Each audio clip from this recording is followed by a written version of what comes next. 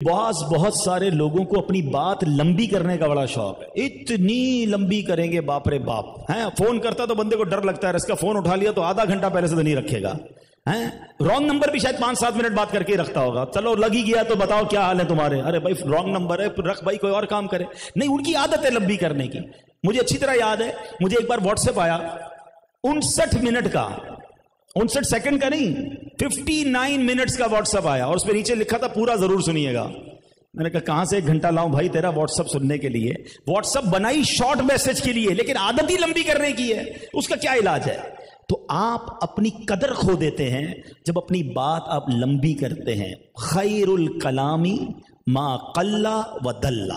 بہترین کلام وہ ہے جو مختصر ہو اور پر دلیل ہو، شارٹ. ایک جملہ میں نے پہلے بھی کہا تھا، وہ کافی لوگوں نے اس کے شارٹ کلپ وائرل کیے تھے. دوبارہ سن لو، کام ہی آتا ہے وہ جملہ. اتنا مت بولو کہ لوگ تمہارے خاموش ہونے کا انتظار کریں.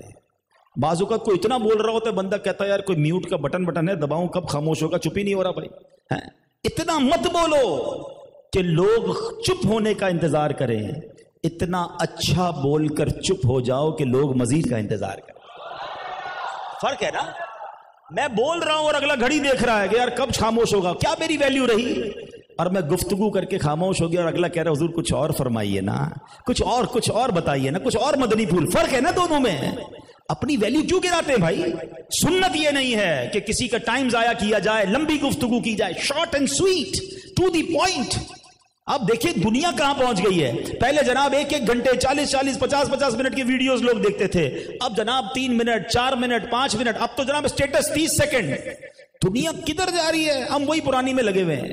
تو اپنی بات کو مختصر کرنے کا سلیقہ سیکھیں. یہ سنت بھی ہے کہ نبی پاک کی بات مختصر آئے 2-3 لفظ فرماتے تھے اور سمندر کو دریا میں سمو دیتے تھے.